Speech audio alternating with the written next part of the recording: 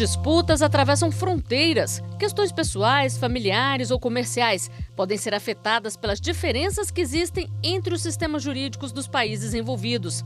A Conferência de Haia de Direito Internacional Privado concluiu negociação sobre uma nova convenção que estabelece reconhecimento e execução de sentenças estrangeiras em matéria civil e comercial.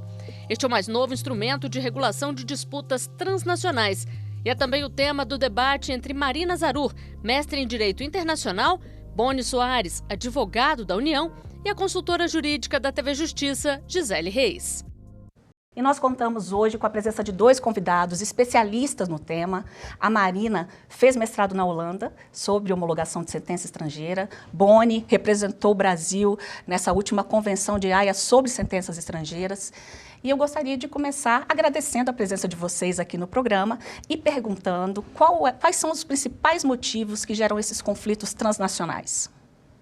Bom, Gisele, na verdade o ambiente globalizado de hoje, ele leva cada vez mais a solução de disputas e controvérsias que antes se viam localizadas em um país, em ambientes cada vez mais transnacionais. Você tem uma pessoa de um país, uma pessoa de um outro país, ou empresas de dois países distintos, cada vez mais obrigadas pelas circunstâncias do negócio, da relação familiar, social, econômica, a resolver controvérsias que envolvem aí mais de uma jurisdição.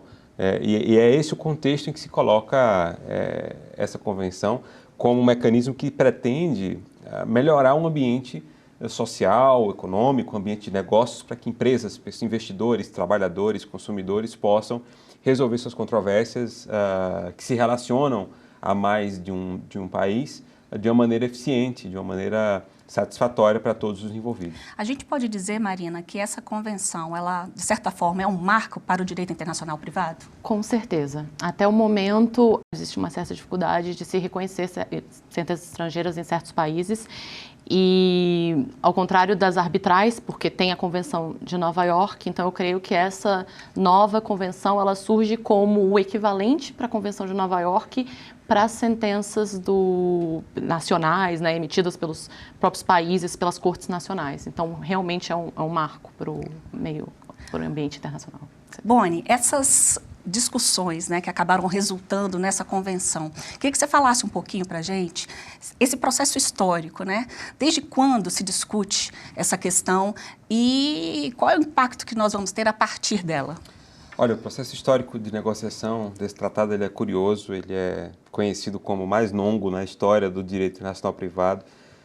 Foram 27 anos de negociação para que isso fosse concluído. Em 92, delegados começaram a debater esse assunto lá na Haia. Naquela altura, o Brasil sequer era Estado-membro da Conferência da Haia. O Brasil foi membro por um tempo, por 7 anos, na década de 70. O Brasil denuncia o Estatuto da Organização ainda na década de 70 e fica esse tempo inteiro sem ser membro da convenção, da conferência.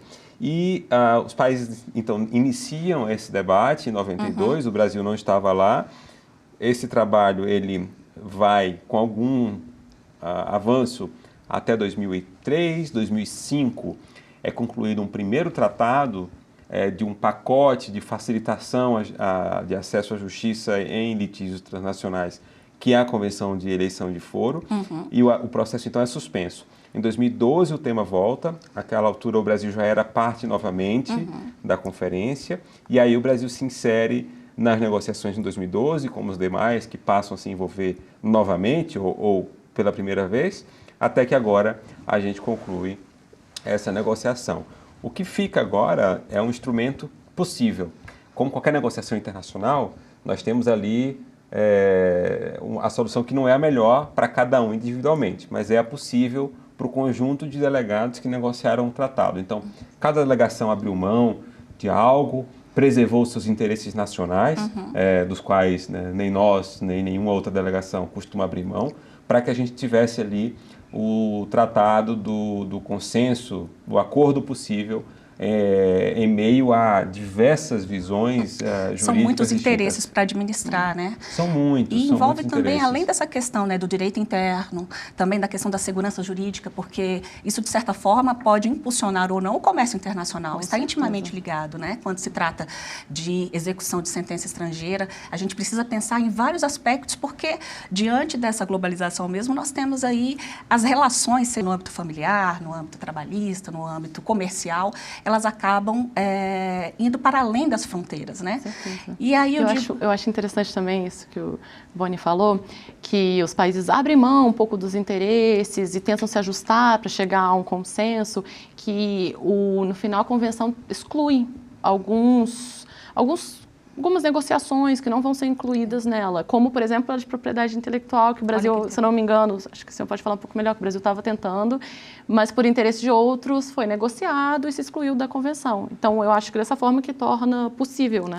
Então, vamos esclarecer, né? Não, o que entra e o que não entra. Logo no início do tratado, salvo engano, no artigo 2º, a gente tem ali um rol de temas que estão fora. Sim. É bom deixar claro, antes de responder a pergunta, que o tratado ele é bastante inovador em vários aspectos. Um deles é o de que ele foge à lógica do direito hoje em dia de fragmentar em regimes próprios de temas. Então, hoje em dia, por exemplo, para nós que lidamos com direito de comércio, você tem um arcabouço imenso, complexo de comércio exterior e comércio internacional. Sim. Quando você trabalha com investimentos, é um tema irmão, mas não é a mesma coisa. A regulamentação, então você já tem uma regulamentação completamente diferente disso. Uhum. Imagina você lidar com temas de direito civil, o direito de consumidor, né? Nós temos aqui código próprio, leis próprias para isso, outros interessados, advogados, membros da sociedade, empresas que se envolvem nesse debate. A convenção ela foge dessa solução fragmentada e ela pretende instituir um regime para todas as sentenças em matéria civil e comercial. Seria um regime único? É um regime geral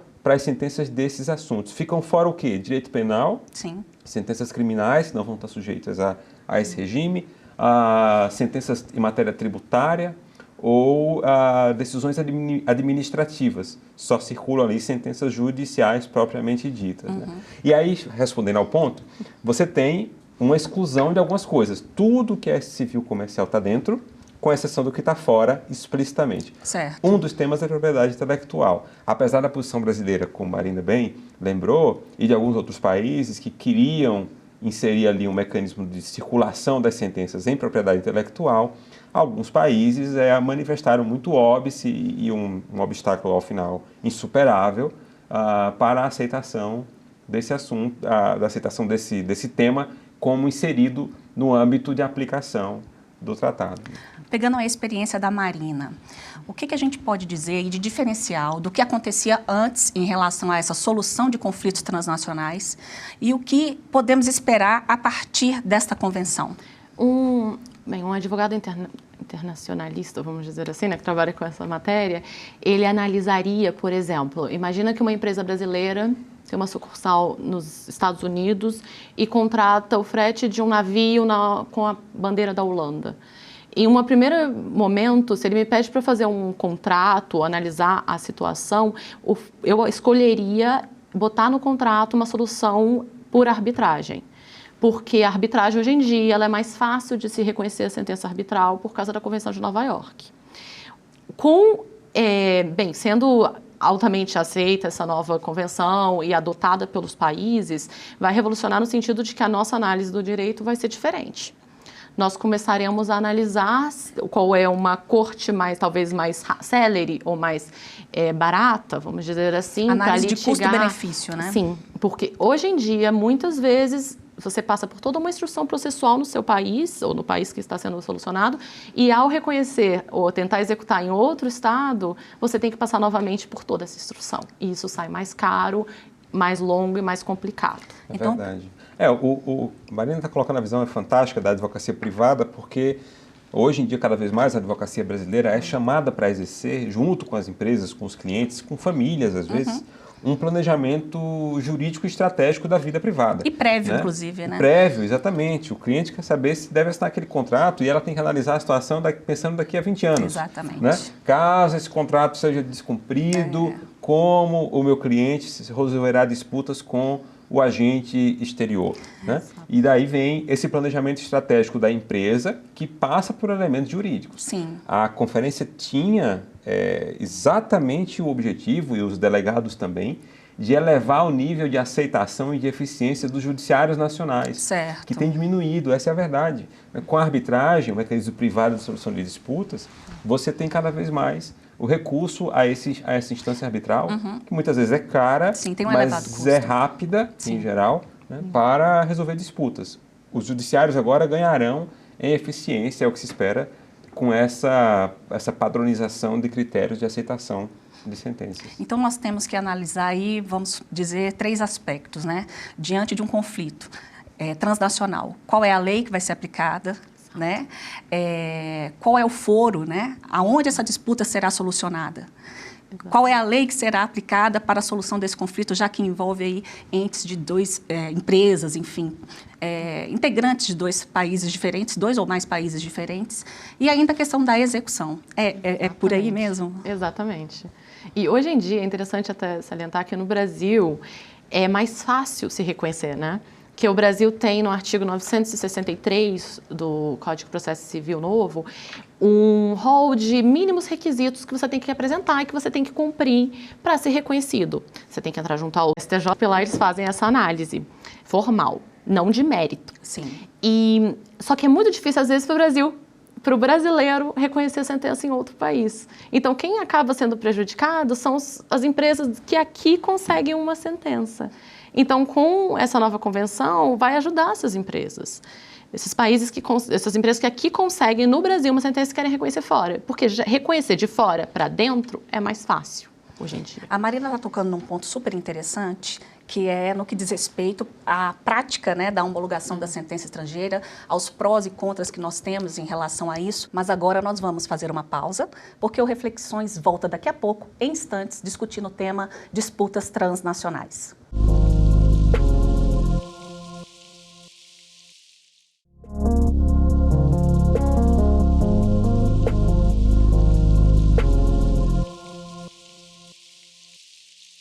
O Reflexões está de volta e hoje nós estamos discutindo disputas transnacionais. Nós estávamos aqui falando no bloco anterior sobre a questão da homologação de sentença estrangeira, né? Eu acho que é importante a gente dizer que até então o que nós tínhamos, né, é que o STJ fazia ali um juízo de delibação que era, na verdade, verificar alguns aspectos formais, sem adentrar aquela discussão, como a Marina acabou esclarecendo. Eu quero saber do Boni, isso continua assim? Não, muda completamente. Na verdade, talvez o que mais importante dessa convenção, e é um dos pontos negativos, na minha opinião pessoal, do produto final da negociação, embora eu tenha participado dela, mas ele foi necessário para o consenso entre todos lá. Hoje, a Marina explicou perfeitamente, a análise ela é superficial dos requisitos formais, é o que a gente chama de juízo de delibação. Na convenção, se instituem os chamados filtros jurisdicionais. Os filtros jurisdicionais são critérios pelos quais o país que recebe a sentença, ele tem que observar se em determinada circunstância aquele juiz que lavra a sentença tinha uma proximidade suficiente, digamos assim, com o litígio. Então, por exemplo, se o juiz que lavra a sentença pertence ao estado em que o réu estava domiciliado, tudo bem, é a primeira previsão desses filtros e acho que é até a mais universal delas, né? Os países reconhecem mutuamente a capacidade do juiz de onde o réu está domiciliado de bem proferir uma solução da disputa. Quando você sai de situações em que o réu está domiciliado no estado onde o juiz que profere a sentença está, você tem ali uma série de situações especiais que a convenção vai explicar em que situação e em que circunstância os países aceitaram a sentença. Por exemplo, em uma disputa sobre responsabilidade civil por dano extracontratual, né? O Brasil ele é competente para lavrar sentenças sobre essa matéria se aqui tiver ocorrido o ato que causa o dano ou o dano propriamente dito. Imagina você uma situação de dano ambiental fluvial, de um rio vizinho que nasce num país vizinho, e há alguns, e o dano é causado no Brasil. Há um fazendeiro, há um proprietário de imóvel no Brasil. Se o ato acontece no Uruguai, por exemplo, e o dano acontece no Brasil, o juiz brasileiro pode julgar a causa, porque aqui é o local onde o dano aconteceu. Mas essa sentença não será aceita pelo Uruguai, de acordo com a convenção. Por quê? Porque, de acordo com a convenção, se não for o país do domicílio do réu, nesse meu exemplo, o uruguaio, né, só será aceita internacionalmente a sentença que for proferida pelo local onde o ato que causa o dano foi praticado. Nesse meu exemplo, ainda o Uruguai. Então, o juiz brasileiro, ele poderá julgar, a nossa jurisdição está preservada, mas a sentença brasileira não será aceita. E nós não poderemos aceitar, mais do que não aceitarem a nossa, nós não poderemos aceitar uma sentença, por exemplo, de um juiz argentino que dirima uma disputa decorrente de um litígio cuja responsabilidade civil extracontratual decorre de um ato praticado no Uruguai. Sim. Se o ato foi praticado no Uruguai, ainda nesse meu exemplo, só a sentença uruguaia será aceita. Então, isso muda muito a configuração do direito processual civil internacional brasileiro. Sim. Muda muito E a o litigiosidade, famoso né? juiz de libação. Sim. E a forma como nós vamos executar. Esse é um dos pontos negativos, se nós podemos dizer isso, do tratado. E os pontos positivos, Marina? O que você pode elencar aí como os pontos positivos dessa convenção? Uma parte muito importante que eu vejo é a uniformização. É a segurança jurídica que a gente vai ter. Saber como se dará bem, em cada país. Claro que cada um ainda tem suas ressalvas, sua particularidade. Importante ressalvar que ainda não está sendo aplicado, que foi terminado dia 2 de julho agora, então ainda é muito recente. Mas, ao meu ver, tendo uma uniformização, vai ficar mais fácil para dar aconselhamentos jurídicos, para analisar as situações dos nossos clientes. Um planejamento, né? Planejamento. Eu acho que a segurança jurídica é a palavra-chave. Sem dúvida, esse é o maior ganho. A previsibilidade jurídica da solução da controvérsia. Exato. O advogado brasileiro não precisa mais, supondo que o Brasil seja parte, por exemplo, a Alemanha também, a União Europeia também, o advogado brasileiro não precisa mais olhar para o regime jurídico comunitário europeu ou aplicado numa relação bilateral Brasil e Alemanha para saber quando a sentença brasileira será aceita e em que condições ela será aceita na Alemanha. O tratado explicará em português, né, claramente os requisitos para isso. E é de se esperar que a Alemanha os observe e vice-versa. Então, esse é o maior ganho, sem dúvida alguma, a previsibilidade jurídica. Há outros ganhos também. A própria uniformização, né, mais do que a previsibilidade, alguns países abrirão mão de regimes muito conservadores de aceitação de sentença. Eles vão, digamos, abrir o mercado da aceitação de sentenças estrangeiras neles. Né? É o caso de alguns países, especialmente do leste europeu, por exemplo, que tem um regime muito fechado. Isso certamente facilita nas negociações internacionais. E facilita, inclusive, nos custos para os clientes. Porque imagina que um cliente quer fazer um acordo com executar na Alemanha, uma sentença brasileira. Atualmente tem que contratar um advogado alemão que cobra em hora, que fará uma análise muito aprimorada fará uma pesquisa se a gente tem um acordo com eles. 2, caso não tenha, vai traçar uma estratégia. Caso tenha, havendo uma uniformização, a análise se torna mais rápida. Tempo é dinheiro, né? Como dizem os americanos. Então, isso tudo é um ganho, um lucro, inclusive, financeiro também. A gente pode, então, na verdade, dizer que, atualmente, dentre os métodos existentes de solução de controvérsias no âmbito desses conflitos internacionais, nós temos, então, esse novo instrumento, que é a Convenção de Haia, no que diz respeito às sentenças, e também a Convenção de Nova York, que trata sobre a questão da arbitragem. Agora, pegando essa convenção, essa última, que é o que nós temos de novidade, inclusive nesse ano, no âmbito do direito internacional privado, o que é preciso agora para que ela possa ser efetivamente aplicada internamente, né? Seja internacionalizada e comece a dar resultados práticos aqui no Brasil? Bom, o primeiro exercício é do governo.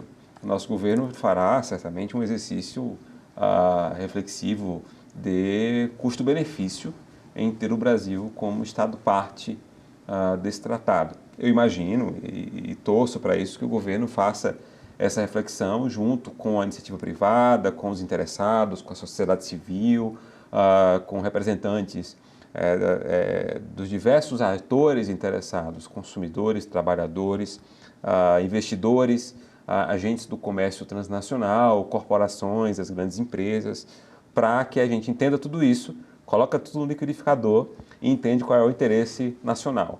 Definido o interesse nacional, sendo ele pela internalização, o governo costuma enviar, a área técnica competente costuma enviar esse tratado para a Presidência da República, o Presidente da República analisa, se concorda, ele encaminha para o Congresso Nacional, que aprovando o tratado, permite que o Presidente, então, comunique a ratificação da Convenção à Conferência da Haia e emita um decreto de promulgação do instrumento. Resumidamente é isso.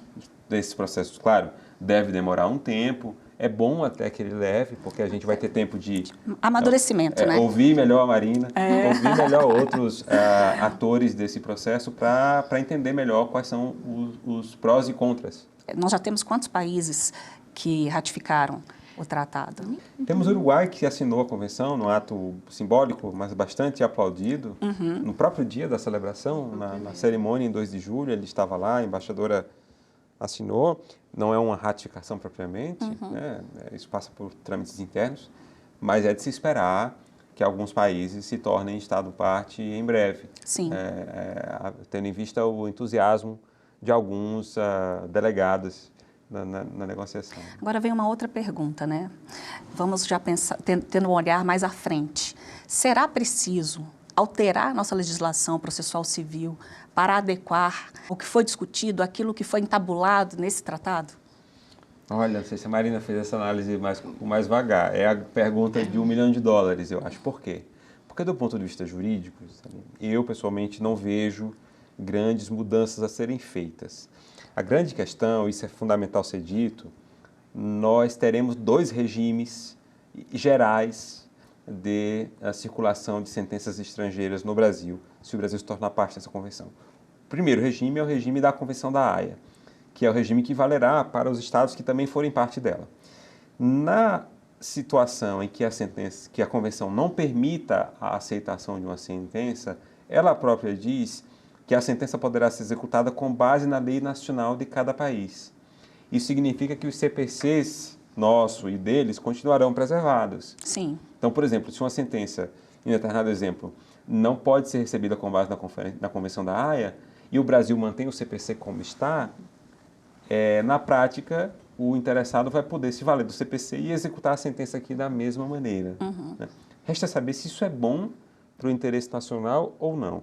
Um outro complicador da tua pergunta muito inteligente tem a ver com os regimes especiais de circulação de sentença. Nós temos um emaranhado de tratados regionais, né, no Mercosul e no regime interamericano de direito nacional privado, que vão ali dando regimes para os nossos vizinhos. Sim. Aqueles que não fizerem parte, então, da convenção e que têm outros tratados, né, firmados. Inclusive, temos o protocolo de Las Lenhas, que é com o Mercosul, que inclui até o Paraguai, que assinou agora, e que tem outras regras de facilitação. Então, exato. Esse mesmo mais já flexíveis, diga-se de mais passagem. flexíveis, bem mais flexíveis. E aí você tem outras convenções temáticas sobre acidente terrestre, por exemplo, acidente automobilístico terrestre, você tem uma convenção... Que são de temas específicos, né? Você tem um regime próprio de convenções de alimentos. E aí, nesse caso, a especificidade? Pois é, o tratado ele tem um artigo enorme lá que pretendeu antever esses conflitos. E ele pretende preservar os compromissos já assumidos, né? Então tá até aí tudo bem. Juridicamente vai funcionar se todas essas regras ficarem em vigor ao mesmo tempo. A nova Convenção da Haia, o CPC, os tratados temáticos, os regionais, tudo isso em vigor vai funcionar. Mas vai dar muito trabalho ainda assim para o operador nacional manejar tudo isso. A gente vai ter que ler aí os futuros livros e as futuras obras doutrinárias sobre direito processual civil internacional para entender como essa interpretação se dará. Né? E é um tema muito novo, com muito espaço para pesquisa e para estudo e para artigos. É muito interessante. Então, na verdade, é o começo de uma série de debates também. Né? Os debates já começaram desde 1992, é isso? Então, nós já estamos num processo, né, de debate, levou esse tanto de anos, mas me parece que a partir daqui surgem outros novos, né, de amadurecimento mesmo do tema em relação a toda essa questão que envolve países, conflitos transnacionais. Hoje nós temos a interferência da tecnologia nas relações negociais de um modo geral, né? Então, hoje em dia, num teclar, a gente consegue fazer transferência bancária, fazer um contrato de compra e venda. A convenção, ela alcança esse tipo de conflito, né, do consumidor que aqui no Brasil acaba contratando um serviço ou comprando uma mercadoria em outro país? Com certeza. Se tiver, por exemplo, você amanhã comprar um livro, amanhã ou depois que o Brasil se tornar parte, e eventualmente os Estados Unidos também, você compra um livro, um determinado site de venda de livros americano e esse livro, né, não chega aqui no correio, pelo correio a você, você pode sim levar em conta a convenção e buscar a aplicação da convenção para resolver uma disputa, por exemplo, nesse aspecto. É um tema curioso porque toca mais na vida do cidadão comum brasileiro, né? A gente deixa no dia a dia, sai do ambiente né, corporativo, né, de alto nível e de alta complexidade, empresarial, e chega no ambiente mais comum do cidadão brasileiro que cada vez mais consome produtos online, comprados à distância. É verdade. Então, ele vai sofrer o impacto disso na prática, ali no dia a dia, podendo se valer dessa convenção, caso, né, fazendo essa ressalva de que ainda precisa haver um processo de internalização, mas é possível que o cidadão, né, comum, ele sofra diretamente os impactos disso. Sem dúvida. Nós tentamos, inclusive, proteger os vulneráveis nessas relações. No caso, o consumidor brasileiro, que é um grande consumidor em números, em volume financeiro nesses litígios, né? Por exemplo, a ideia é que se uma empresa dessa alega, ao contrário do meu exemplo, que o brasileiro não pagou pelo livro, a ideia é que a sentença americana, nesse exemplo ainda, só seja aceita se for proferida a favor do consumidor. Se ela for proferida contra, é preciso litigar no país onde o consumidor está. Imagina você obrigar um brasileiro comum a litigar nos Estados Unidos para, enfim, tornar aquela sentença executável aqui. Não é esse o caso. Esse é mais um exemplo do grande alcance que esse tratado tem. Tivemos reflexões muito proveitosas hoje. Eu quero agradecer a presença dos nossos convidados. Muito obrigada pela colaboração, pela participação. Obrigado você que nos acompanhou até agora. E caso você queira rever esse programa, você pode acessar o site da TV Justiça ou o nosso canal no YouTube. Até o próximo Reflexões.